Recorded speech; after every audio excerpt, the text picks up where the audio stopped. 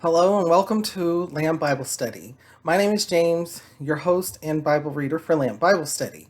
And today, once again, we are in the book of First Samuel, and we are going to start off in chapter 6. And I hope that everything has been going very well for you. If not, we made it to Lamb Bible Study.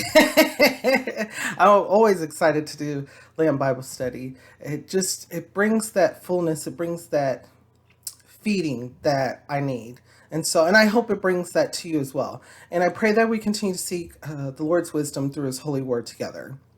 And so if this is your first time, welcome. And I hope you get some insight. I hope that the Holy Spirit speaks to you. So for today, let's see here. There wasn't a whole lot on my mind, and today was somewhat busy. So, just had a holiday weekend. So, didn't do much though. Too hot. So, well, hopefully wherever you are, you enjoyed your time. So let's get right into it with First Samuel chapter 6. I'm currently reading a collegiate NIV Bible. And of course, as I said before, I will be definitely going over different versions of the Bible during Lamb Bible study. And just to see, because, different translations can show different meaning, and different interpretations of what was written in the scrolls. So let's get started with 1 Samuel chapter 6. The ark returned to Israel. When the ark of the Lord had been in Philistine territory 7 months, the Philistines called for the priests and the diviners and said, "What shall we do with the ark of the Lord? Tell us how we should send it back to its place." They answered, "If you return the ark of the God of Israel, do not send it away empty, but by all means send a guilt offering to him. Then you will be healed and you will know why his hand has not been lifted from you." So, quick pause. This is just a reminder. We're in Samuel. Samuel grew up. He was dedicated to the priesthood, to be serving in the house of the Lord, and he also was during the time of basically where there was no leader. Every person did as they saw fit. And so, but they were doing, Israel was in the promised land and they were doing what was evil in the Lord's sight. And so they were doing the same things that worshiping other gods, doing other detestable things that the Canaanites did in the land, and that they failed to completely rid the land of. Now Israel has started to do it. And so what has happened is one of the persons of Israel tried to lead Israel in a fight against the Philistines, and they lost. And the Philistines, this was all in the last previous Bible study, but they believed it was all them, that it was their God or themselves, and it had nothing to do with it. It had to do with the fact that the Lord was allowing them to win, allowing them to succeed, because the Lord was trying to teach Israel a lesson. And so, did they get that lesson? And one thing that Israel did was they drew up the ark, because they were not trying to do what was right, but they were just trying to they felt like the ark represented God and was God. And so at that time, and so they brought it to the battlefront, which at first made the Philistines nervous, of course, because that's what they're used to seeing, people bringing their gods before them and such. And so, but the Philistines were able to rout the Israelites and take the ark of the covenant. Well, that's when Philistines started having issues. They started having different plagues and boils and such, and it started affecting the people. People were miserable with it. And when they placed it in the towns and such, people were dying. So they knew that the ark represented something, that the ark was part of God. They thought it was a God, not the God, but a God. And so they started to move the ark around to different towns that the Philistines had. In each town, the same thing happened. Even to the point where they placed it in a temple that they had, Dagon's temple. That's one of the gods that they worship. That was, that's non-existent, but they think so. But anyway, so they placed it in Dagon's temple, and in the morning, not only was the statue turned face down to the ground, but it was decapitated. It happened a couple times. It happened, first time was just turned face down, like in reverence to the ark, and the next time it was decapitated. So, or the limbs were removed. So it was just to show that the Lord is God. There's only one God. And what was always interesting about this story to me is the fact that the Lord shows us in different ways how he's present. And in this way, it was something simple yet extraordinary. And we're going to find that out real soon. And I was really excited the last Bible study about this because I was like, ooh, we're going to get to this part. And I realized, I was like, oh, that's right. It's in the next chapter. So, so with that, the Philistines are basically trying to figure out what to do with this ark, what the ark of the Lord that they took as spoils, and not understanding or gripping or recognizing that this is the Lord. He is holy. He's to be worshipped and reverenced in any, and you're to humble yourself in all ways. But instead of doing so, they're like treating it as something separate or something that they don't necessarily have to deal with. They could just move it or get rid of it, and then it disappears. Then their God, Israel's God, disappears or goes back to its land, which is not the case. But so with these few verses, let's talk about it. This opens up a lot. Bringing past to present. Do we as humans, because this comes up over and over again in my head, and I'm not quite sure how many times I've talked about it in previous Bible studies. How do we do this? Do we limit God? So God is God over all. God can do anything that he wants to do. And we have our Lord and Savior Jesus. So do we doubt his authority and his power?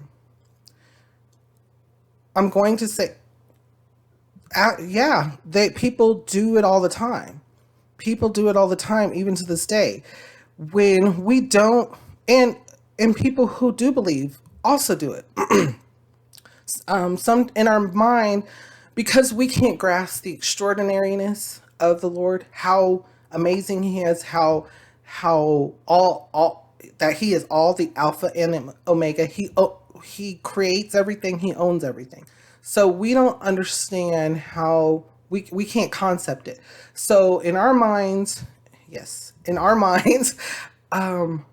we try to figure out what we can and then put what we can into a box.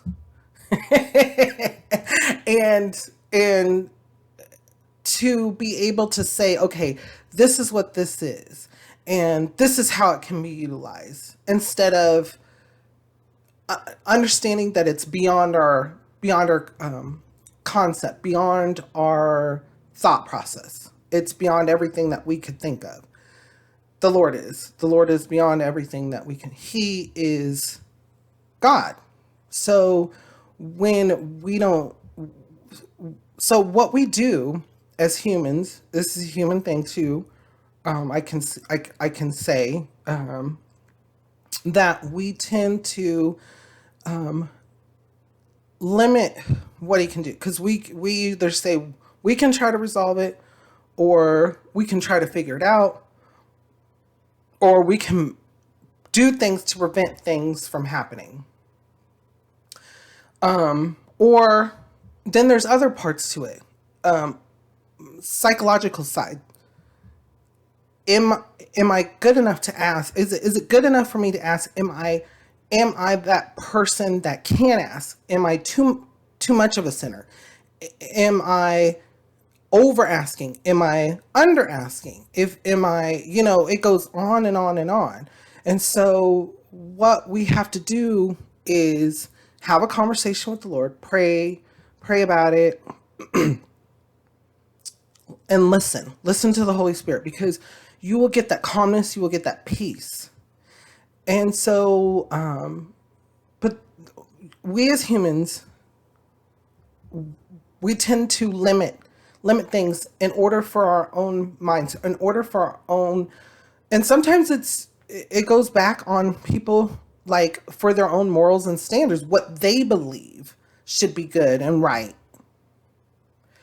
and not looking at the whole picture. Because what we see, we only see the now, and God is Alpha and Omega. He sees the past, the present, the future. He knows everything. He knows everything. That leads me to something else, but about a term that's been utilized. But I don't want to get into that term right now. The term, I'm just saying what the term is. The term I've heard a lot is the chosen. That's all over the Bible, and there's a lot to it. We'll get to that at a late.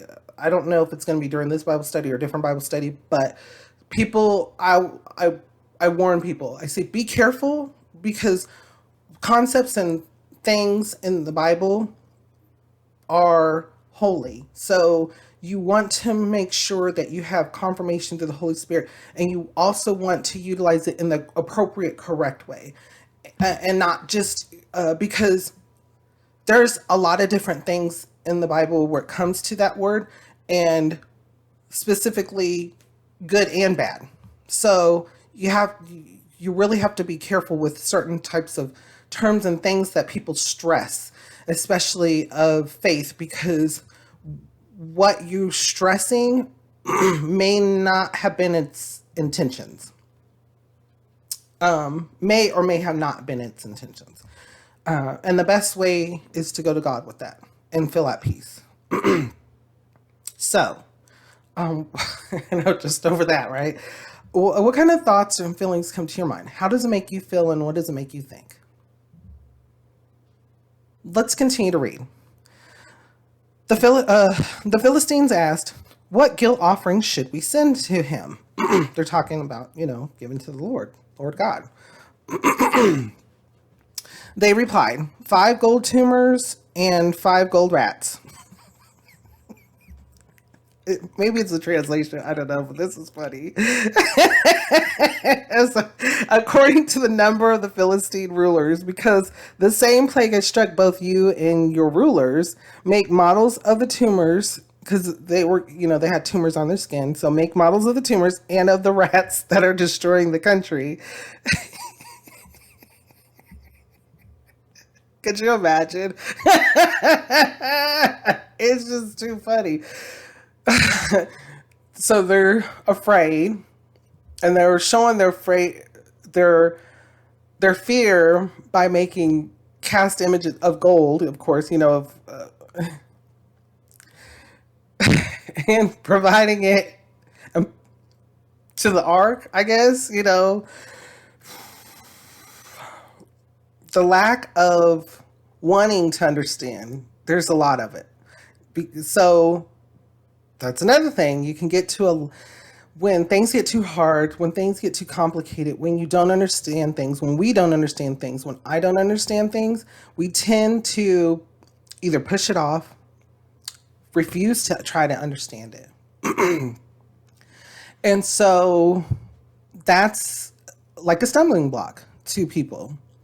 And people, I've heard this time and time again, that people will say, oh, there's different parts of the Bible that contradict.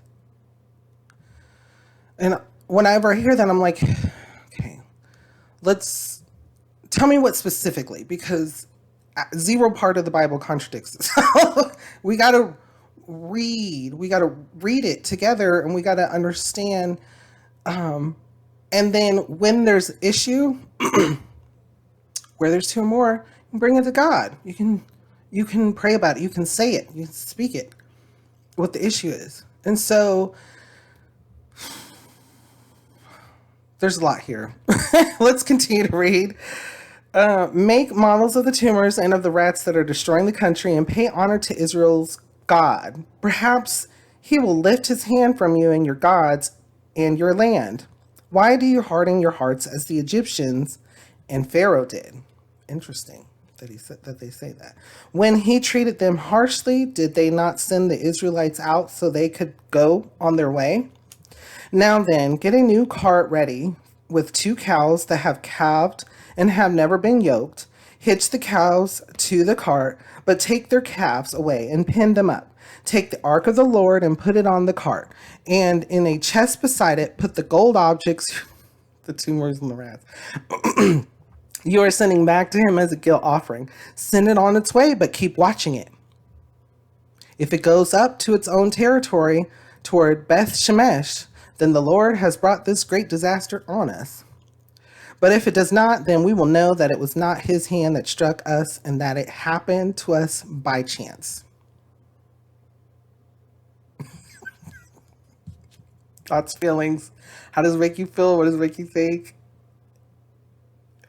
And what do you think's going to happen? Do you think the cart's going to do the Exhibit A, which is walk straight towards Beth Shemesh? Or do you think it's going to be Exhibit B, where it just wanders off the road and just stays there? Let's continue to read. So they did this. They took 2 such cows and hitched them to the cart and pinned up their calves. They placed the ark of the Lord on the cart, along with it the chest containing the gold rats and the models of the tumors.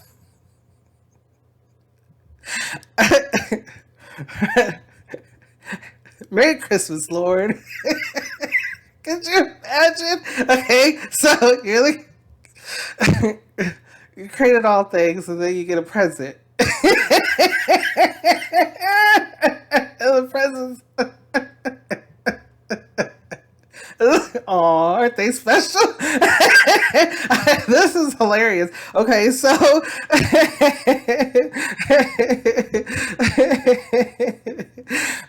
bless their heart. So let's continue to read. Then the cows went straight up toward Beth Shemesh. Surprise! Keeping on the road and lowing all the way.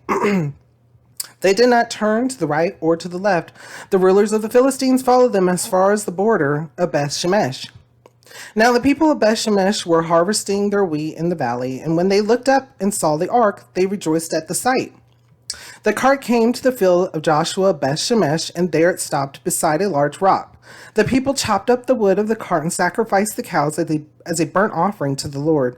The Levites took down the ark of the Lord together with the chest containing the gold objects and placed them on the large rock. On that day, the people of Beth... I can imagine they probably looked in and were like, okay, or maybe they knew or understood because of traditions and things that they've noticed from the Philistines, but at the same time, the Levites took down the ark of the Lord together with the chest containing the gold objects and placed them on a large rock. On that day, the people of Beth Shemesh offered burnt offerings and made sacrifices to the Lord. The 5 rulers of the Philistines saw all this and then returned that same day to Ekron. Well, that was a start, right? For Israel, they offered sacrifice. They were of joy. They were happy, and they offered sacrifices to the Lord because they saw the ark had returned.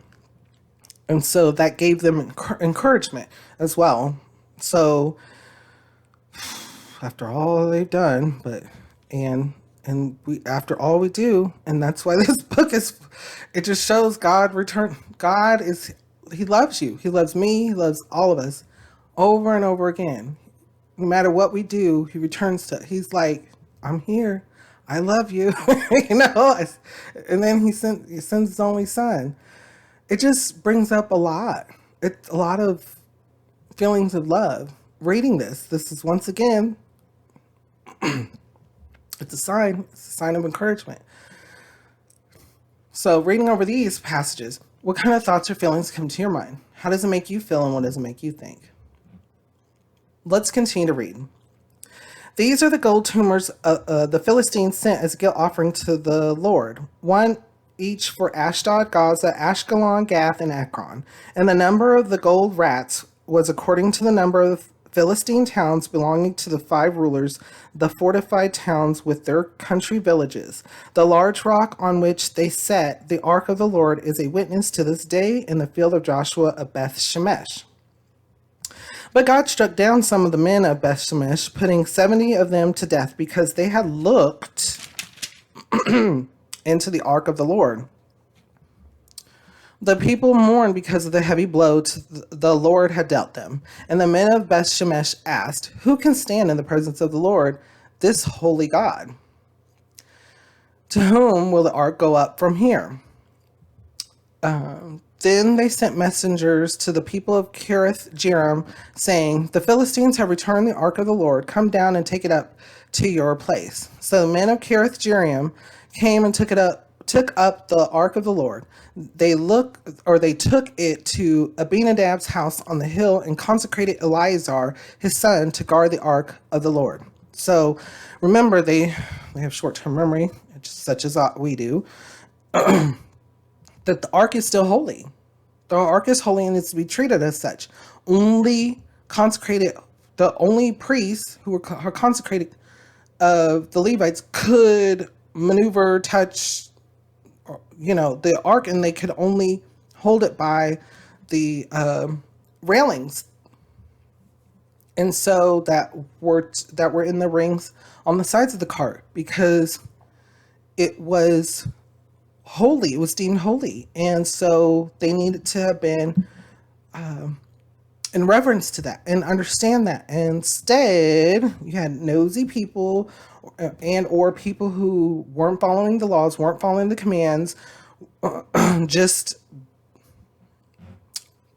yeah, God's back. I wonder what he sent us. Or now's my chance. Now I can look in because it's not in someplace locked up. You don't think people weren't nosy? Do you think if the ark was here, do you know how, even if they put it in a museum with high security, do you know how many attempts would be to this day to take it or touch it or what have you? Okay, it would be a lot. It would be tremendous. It would be ridiculous.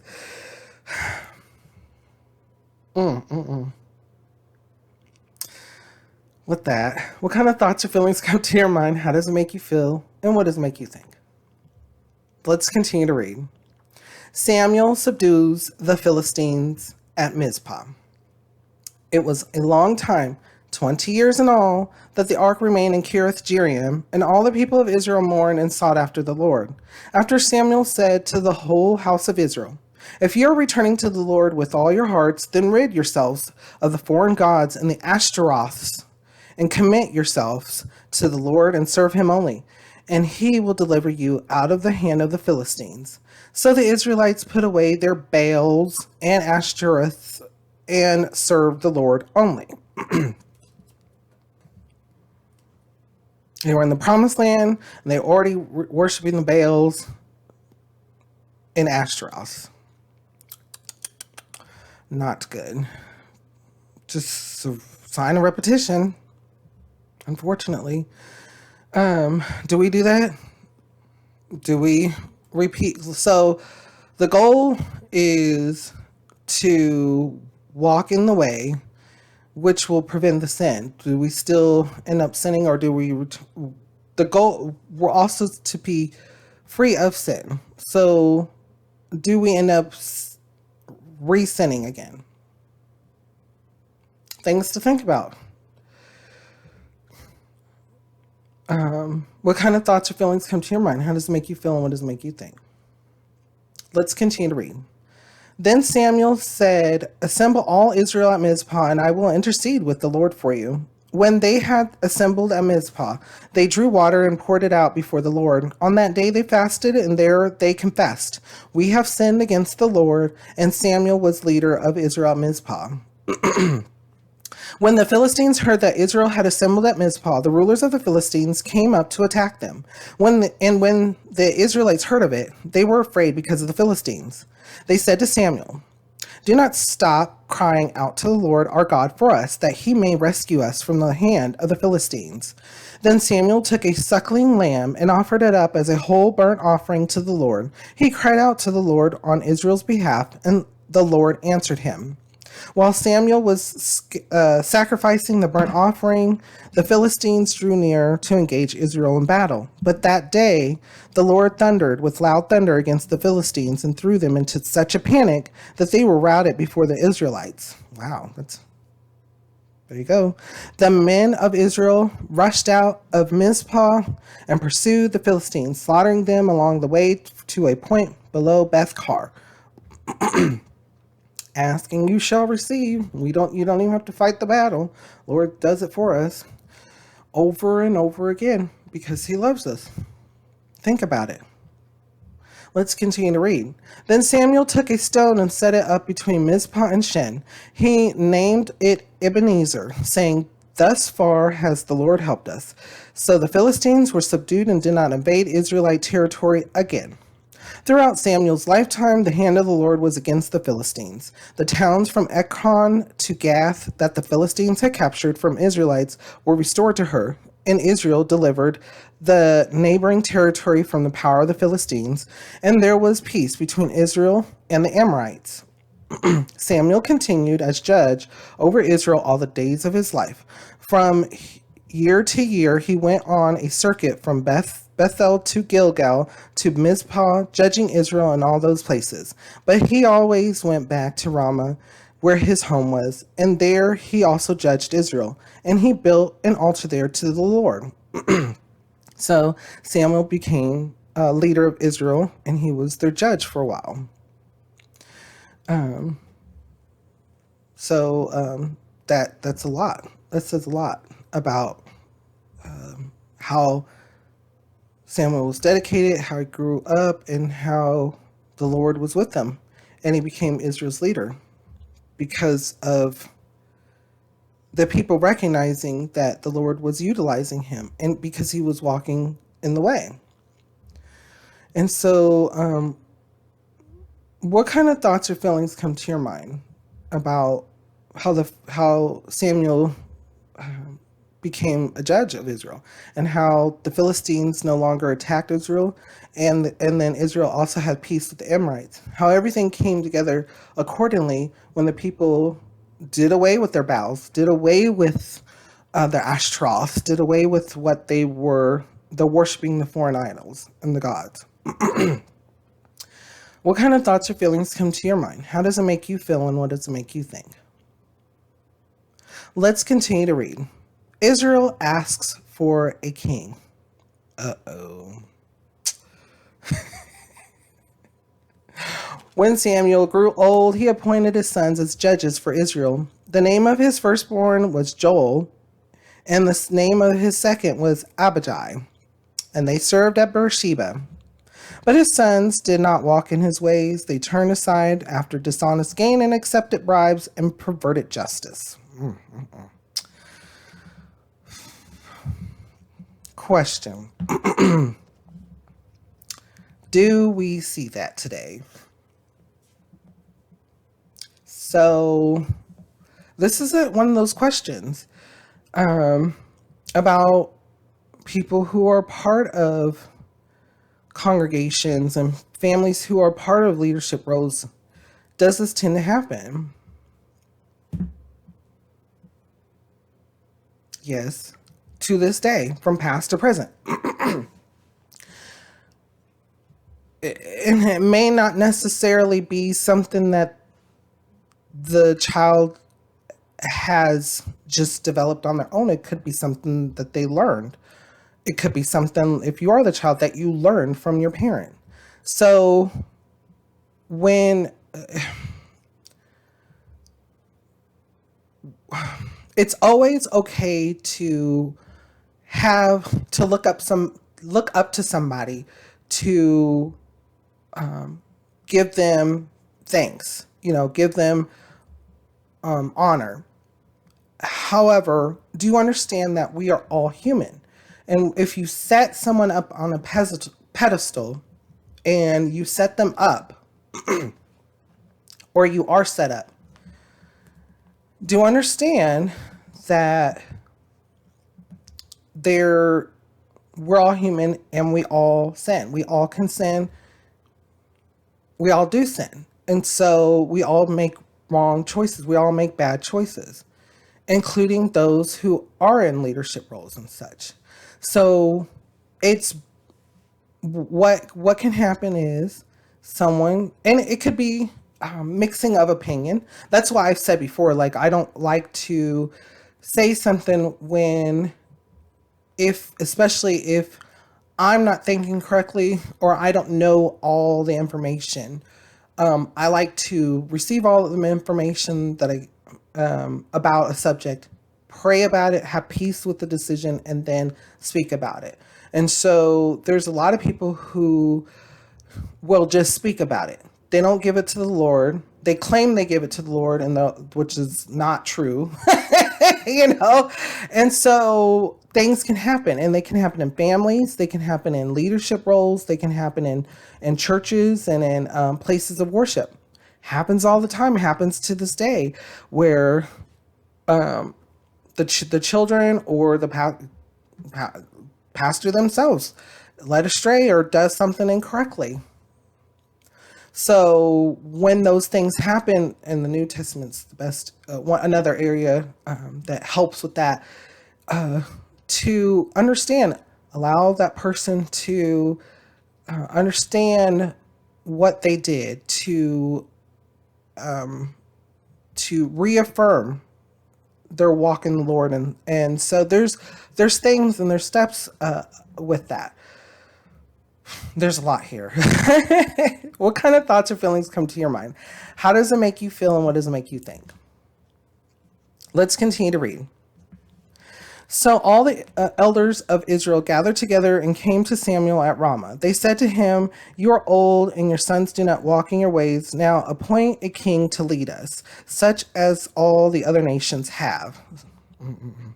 And so, like, the points that we were just talking about, or I was just talking about, we'll get more in depth and as we go, And so, but these are things to think about. Think about, things to wonder about, things to write down, things to go to the Lord with. And what the elders are asking for right now is they want to be like the other nations around them and have a king as a ruler. Even though the Lord's with them, so the Lord's supposed to be their king, their represent. But here they go. So let's see, and remember, past to present, you keep asking for something, the Lord may go ahead and allow for it to happen or give it to you. You may not be happy. Let's continue to read. But when they said, "Give us a king to lead us," this displeased Samuel. So he prayed to the Lord, and the Lord told him, "Listen to all that the people are saying to you. It is not you they have rejected, but they have rejected me as their king. As they have done from the day I brought them out of Egypt until this day, forsaking me and serving other gods. So they are doing to you. Now listen to them, but warn them solemnly, and let them know what the king who will reign over them will do." He's talking about the earthly king. He's not talking about himself. He's talking about an earthly king. Because remember, God is love. So an earthly king's going to do what they want to do. It's all for them. Let's continue to read. Samuel told all the words of the Lord to the people who were asking him for a king. He said, "This is what the king who will reign over you will do. He will take your sons and make them serve with his chariots and horses, and they will run in front of his chariots. Some he will assign to be commanders of thousands and commanders of fifties, and others to plow his ground and reap his harvest, and still others to make weapons of war and equipment for his chariots. He will take your daughters to be perfumers and cooks and bakers. He will take the best of your fields and vineyards and olive groves and give them to his attendants. He will take a tenth of your grain and of your vintage and give it to his officials and attendants, your men servants and maid servants, and the best of your cattle and donkeys he will take for his own use. He will take a tenth of your flocks, and you yourselves will become his slaves. When that day comes, you will cry out for relief from the king you have chosen, and the Lord will not answer you in that day. Tell him how it is. He was literally telling them what's going to happen. But the people refused to listen. Ooh, not shocked. Ooh, that was shocking. But the people refused to listen to Samuel. No, they said, we want a king over us. Then we will be like all the other nations, with a king to lead us and go out before us and fight our battles. Says a lot. When Samuel heard all that the people said, he repeated it before the Lord. The Lord answered, listen to them and give them a king. Then Samuel said to the men of Israel, everyone go back to his town. Hard-headed. No, they said, we want a king over us. Then we will be like all the other nations, with a king to lead us and go out before us and fight our battles. See, they want, do we do this to this day? Absolutely. We want somebody to be leader. We want somebody to go out and defend us, because we all have that fear. There's not one person on the face of this planet that does not have fear, whatever it may be. And so relying on someone else, relying on somebody else, someone's, whatever it may be, instead of giving it to the Lord, instead of giving it to the Lord and allowing the Lord to deal with it, our fear and our unknowing and such, we think about it in human terms and we want to give it to someone else. Let someone else deal with it. That way, if there is a problem, they're to blame. Not I. I didn't do anything. You see all kinds of issues, red flags all over, right? Do we do that to this day? Yes, absolutely. Now, some people will say there's arguments where it comes to, well, we have to have firefighters, we have to have police, we have to have military and such. There are things that we as a people believe that we need.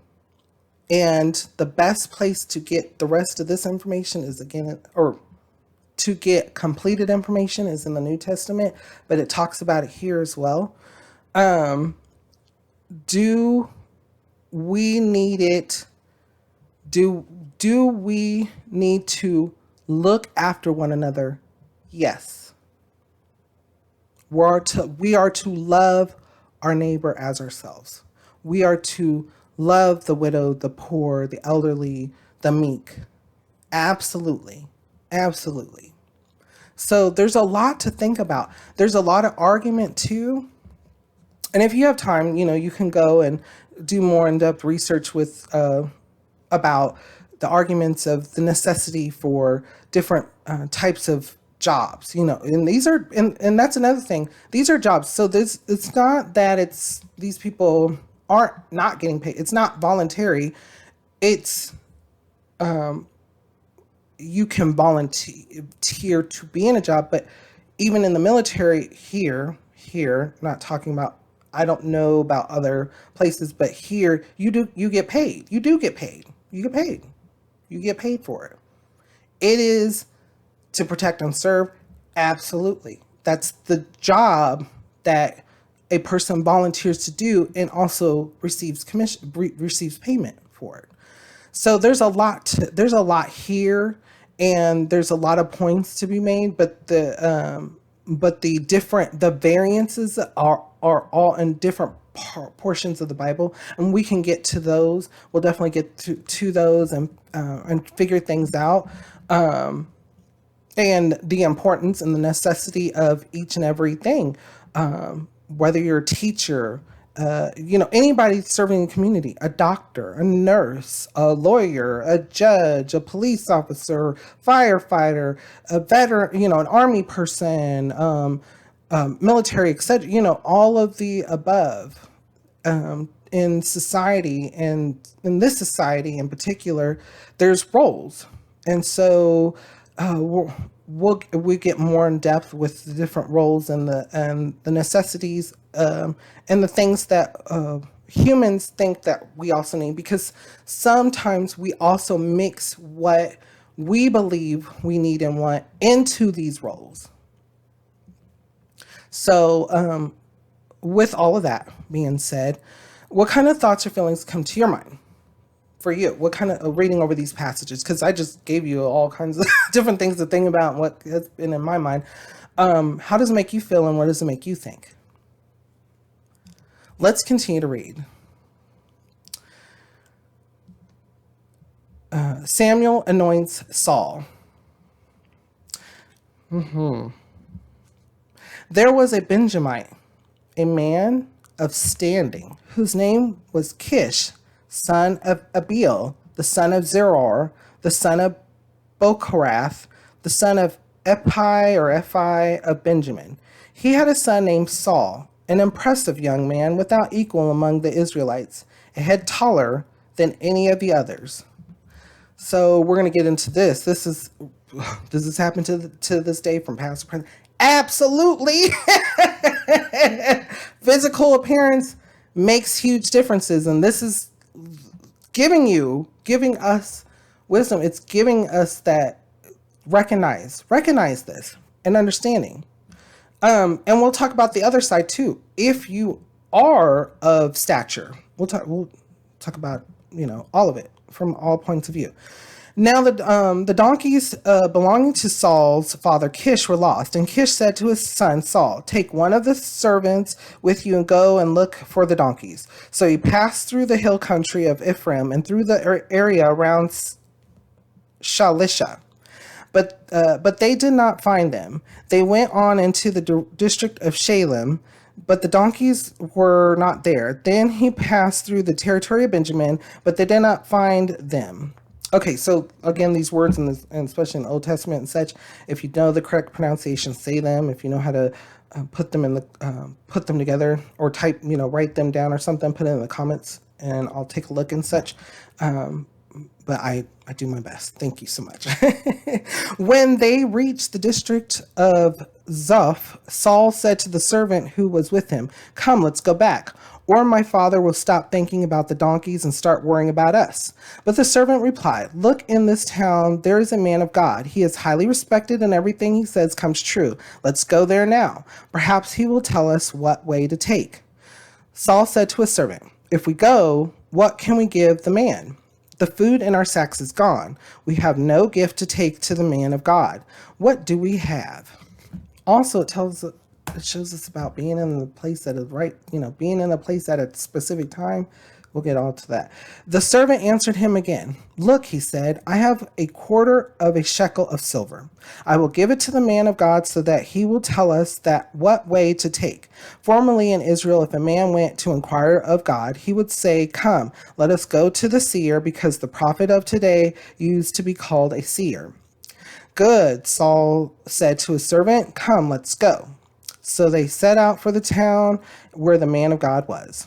As they were going up the hill to the town, they met some girls coming out to draw water, and they asked them, "Is the seer here?" "He is," they answered. "He's ahead of you. Hurry now. He has just come to our town today, for the people have a sacrifice at the high place. As soon as you enter the town, you will find him before he goes up to the high place to eat.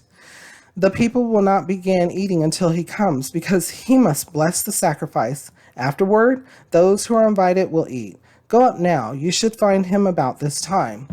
They went up to the town, and as they were entering it, there was Samuel coming toward them on his way up to the high place. Now, the day before Saul came, the Lord had revealed this to Samuel. About this time tomorrow, this is what God, the Lord's telling him. About this time tomorrow, I will send you a man from the land of Benjamin. Anoint him leader over my people Israel. He will deliver my people from the hand of the Philistines. I have looked upon my people, for their cry has reached me. So we're getting two different points of views already. Like, we're getting two different stories at the same time. So we got Saul, he was in the fields, and then he was looking for, he was in search for his, what have you, donkeys. And so he was in search for them, and his friend had said, "Hey, there's a man of God in this town, and let's go and ask and inquire of him so he can talk to God." Interesting. There's a lot of things here. I mean, there's sermons. And so, and then Saul was like, well, what are we going to do? We don't have anything. And the person, his friend that was with them, was like, "I have a shekel of silver still." And he was like, "Cool, let's do it. Let's go." And so Saul was like, "Okay, we'll go and ask this man of God to see where this cattle is, the donkey is." So now we know his thought process and his brain, where he was going. And then Samuel, the day before, the Lord spoke to him and said, "Hey, there's going to be a man that comes, and you'll know him, and anoint him as king." Interesting, right? So we're getting both perspectives, and that's why when I asked, and I talk about different perspectives. Are you that person, or have you done that to somebody, or and etc. through questions, and those are things to think about. Let's continue to read. When Samuel caught sight of Saul, the Lord said to him, "This is the man I spoke to you about. He will govern my people."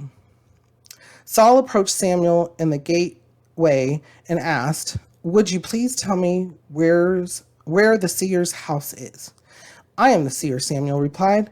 Go up ahead of me to the high place, for tomorrow you are to eat with me, and in the morning I will let you go and will tell you all that is in your heart." Ooh, he invited them to the high place and to eat with them. Wow. "As for the donkey you lost 3 days ago," Samuel already knew, and the timing, "do not worry about them. They have been found. And to whom is all the desire of Israel turned, if not to you and all your father's family?" Saul answered, "But am I not a Benjamite from the smallest tribe of Israel, and is not my clan the least of all the clans of the tribe of Benjamin? Why do you say such a thing to me?" Remember, this is a quick pause. Remember the Benjamites, right? What happened to them a couple of Bible studies ago? Do you remember? The tribe of Benjamin, what happened to them? What happened to them? Remember back in Judges when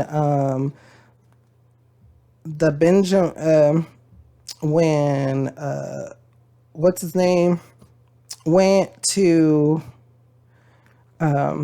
through the area of Benjamin, and he went into that clan or the city, and they did his wife in, because they were doing as like Sodom and Gomorrah.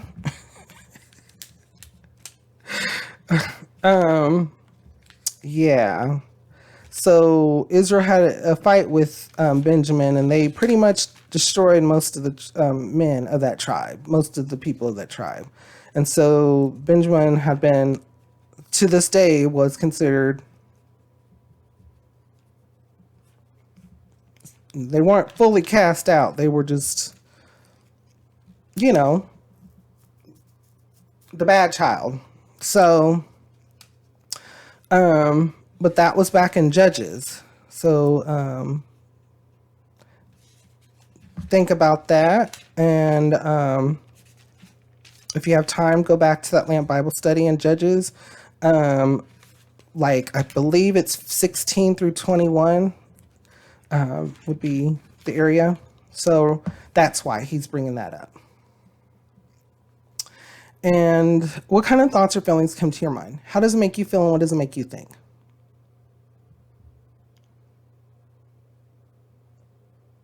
Let's continue to read. Okay.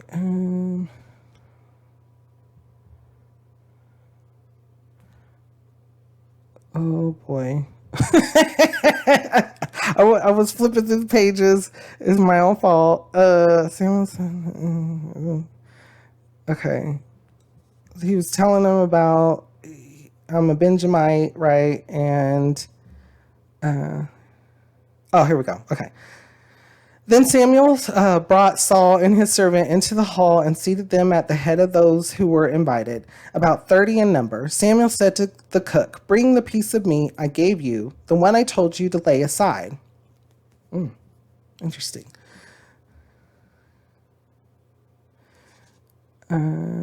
So the cook took up the leg with what was on it and set it in front of Saul. Samuel said, "Here's what has been kept for you.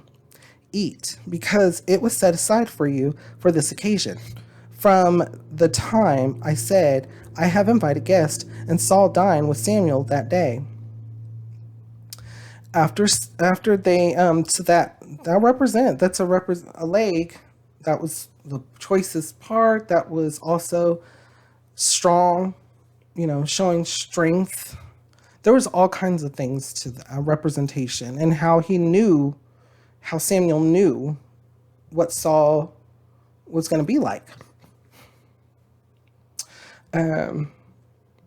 Let's continue to read. After they came down from the high place to the town, Samuel talked with Saul on the roof of his house.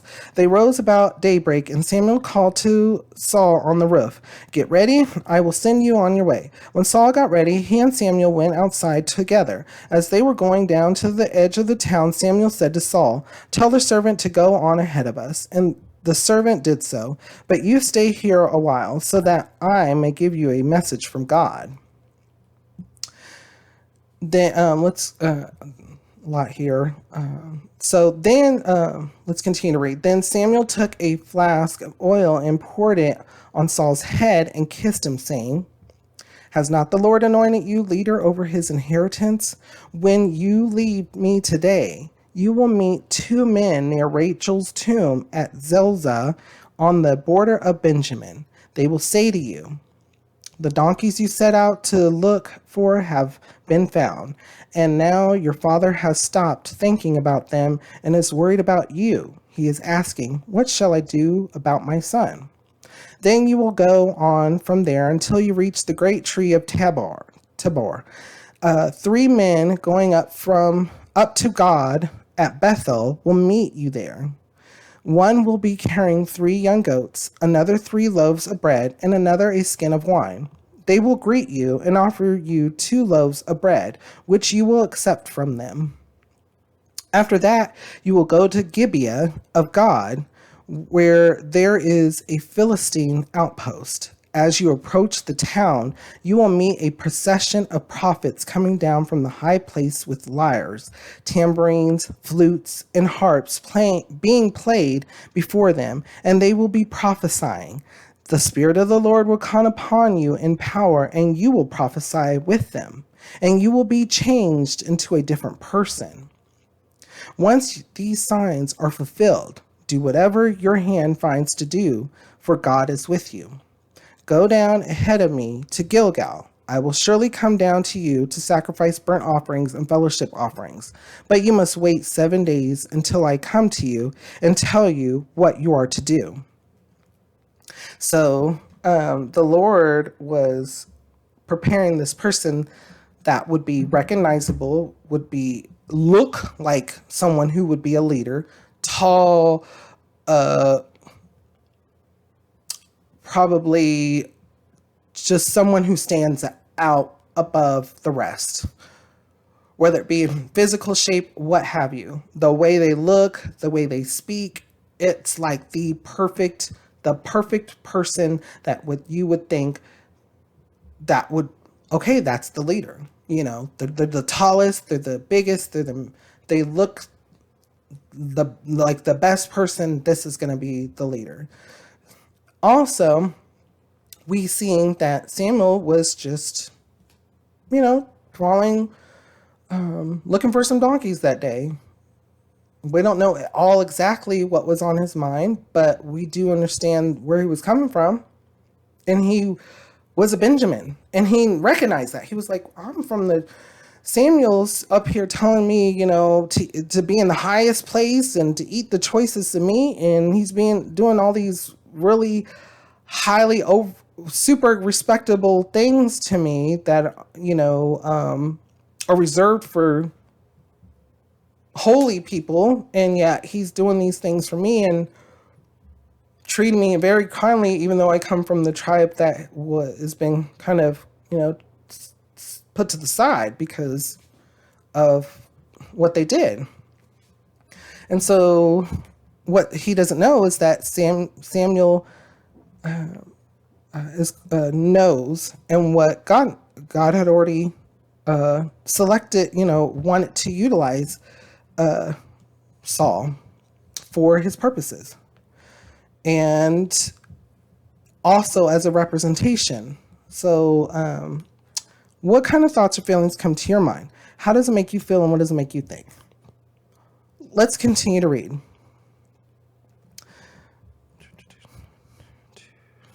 I did it again. Okay. Saul made king.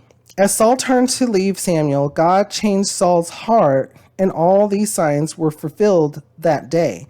When they arrived at Gibeah, a procession of prophets met him. The Spirit of God came upon him in power, and he joined in their prophesying. When all those who had formerly known him saw him prophesying with the prophets, they asked each other, "What is this that has happened to the son of Kish? Is Saul also among the prophets?" So remember, God can utilize anybody. And this is a general comparison, but even Balaam or Balak, or I always get those two mixed up. The one that was the sorcerer or whatever, he was into crafts and sorcery, and he didn't know that there was a God. And then God overtook him with the Holy Spirit, and even he prophesies. God can utilize anybody, okay?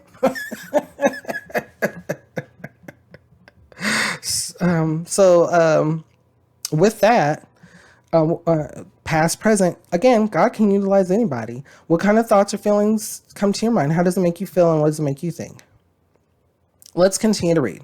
A man who lived there answered, "And who is their father?" So it became a saying, "Is Saul also among the prophets?" After Saul stopped prophesying, he went to the high place. Now Saul's uncle asked him and his servant, "Where have you been?" "Looking for the donkeys," he said. "But when we saw they were not to be found, we went to Samuel." Saul's uncle said, "Tell me what Samuel said to you." Saul replied, "He assured us that the donkeys had been found, but he did not tell his uncle what Samuel had said about the kingship." Samuel summoned the people of Israel to the Lord at Mizpah and said to them, "This is what the Lord, the God of Israel, says. I brought Israel up out of Egypt, and I delivered you from the power of Egypt and all the kingdoms that oppressed you.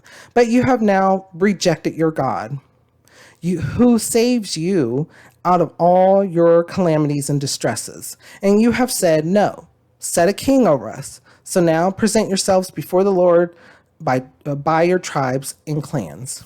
When Samuel brought all the tribes of Israel near, the tribe of Benjamin was chosen. Then he brought forward the tribe of Benjamin, clan by clan, and Matri's clan was chosen. Finally, Saul, son of Kish, was chosen. But when they looked for him, he was not to be found. So they inquired further of the Lord, has the man come here yet? And the Lord said, yes, he has hidden himself among the baggage. Yeah, he was in hiding. So this tall, statuesque person that's supposed to be the leader was in hiding.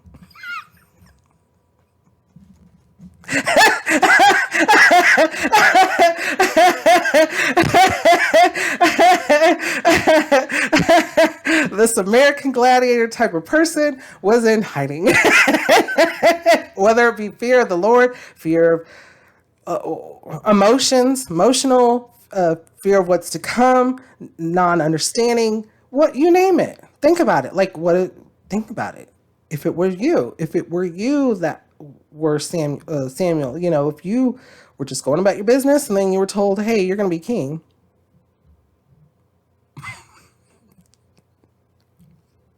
It's a lot to be said. Lots of thoughts and feelings. How does it make you feel and what does it make you think? Let's continue to read. And the Lord said, yes, he has hidden himself among the baggage. They ran and brought him out. And as he stood among the people, he was a head taller than any of the others. Samuel said to all the people, do you see the man the Lord has chosen? There is no one like him among all the people. Then the people shouted, long live the king. Samuel explained to the people the regulations of the kingship. He wrote them down on a scroll and deposited it before the Lord. Then Samuel dismissed the people, each to his own home. Saul also went to his home in Gibeah, accompanied by valiant men whose hearts God had touched. But some troublemakers said, how can this fellow save us? They despised him and brought him no gifts. But Saul kept silent. Interesting. Is that a wise choice? Wise move.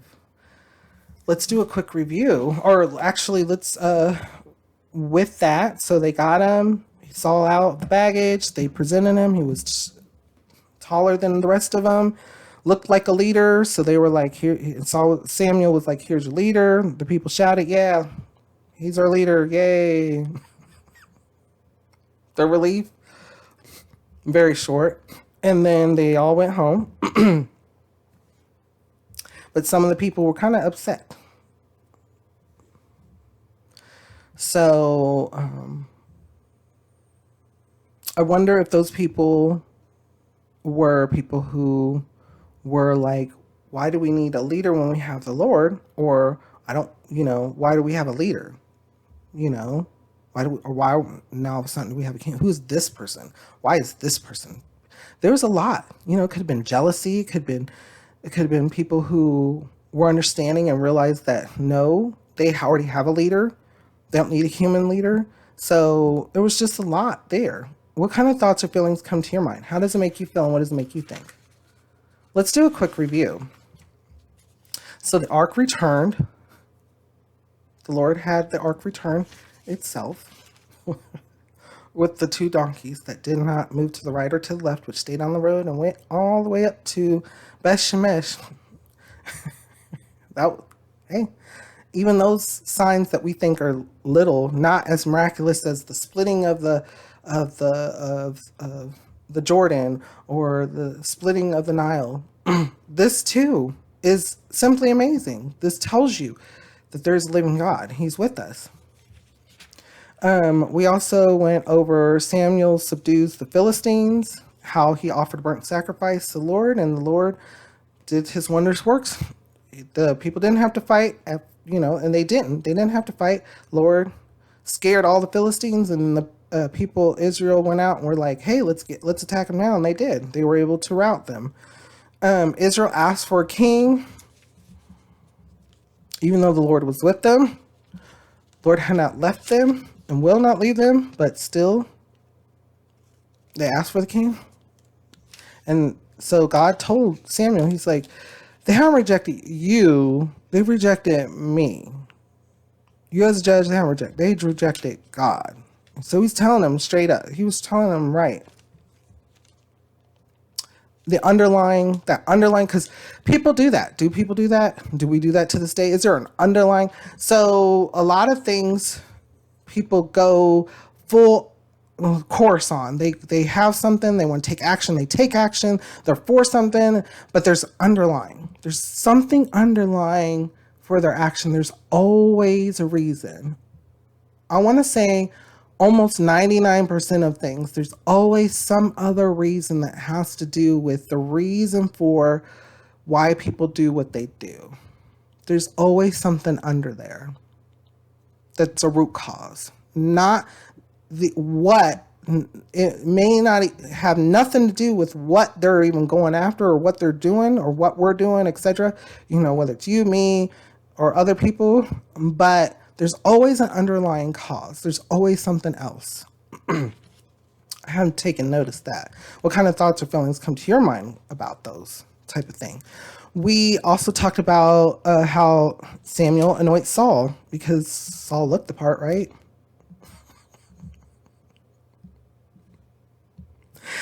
And we'll get to understand what the importance of and what the reasoning and what is going to happen with Israel because of this. They got what they asked for, right? And we'll see if that's going to be a good or a bad thing. Overall, this Bible study, what kind of thoughts or feelings come to your mind? How does it make you feel and what does it make you think? Thank you once again for joining me in another Lamp Bible study. This was fun. So there was a lot here. If you need to go back and listen to it again, think about it in different ways, think about it in different perspectives, please do so. Please continue to pray for me. I will always continue to pray for you. And put this in prayer anytime you have thoughts or feelings or needing guidance. Give it straight to the Lord. The Lord's there. Yeah, we do have a living God. I hope you were able to pull something out of today's Lamp Bible study. These Bible studies happen every Tuesdays and Thursdays. And they also I release highlights throughout the week, just in case you don't have time to do the whole Lamp Bible study, because they were originally supposed to be actually 1 hour, but as you can see, it's difficult, but that's how good Bible studies did. I always love Bible studies that, like, but there's one more thing, sometimes you're like, but I gotta use the restroom or I gotta go, but it's like, there's just one more thing. So, thank you once again. And I hope it gives you thoughts and feelings and things to think about and things to give to the Lord or ask the Lord, inquire of the Lord with. And also look out for those flashlights. If you do have any comments or questions or concerns, you can always leave them in the YouTube comment section or the Instagram page as well. There's also an email in the YouTube page. If you go there, there's an email link. You can always send emails of your questions, concerns, what have yous. So thank you very much for joining me wherever you are, and we'll continue to read and Lamp Bible study. I hope and pray that we continue to seek God's wisdom through his holy word together. So wherever you are, have a blessed morning, a blessed afternoon, or blessed day, a blessed afternoon, a blessed evening, a blessed night. God bless.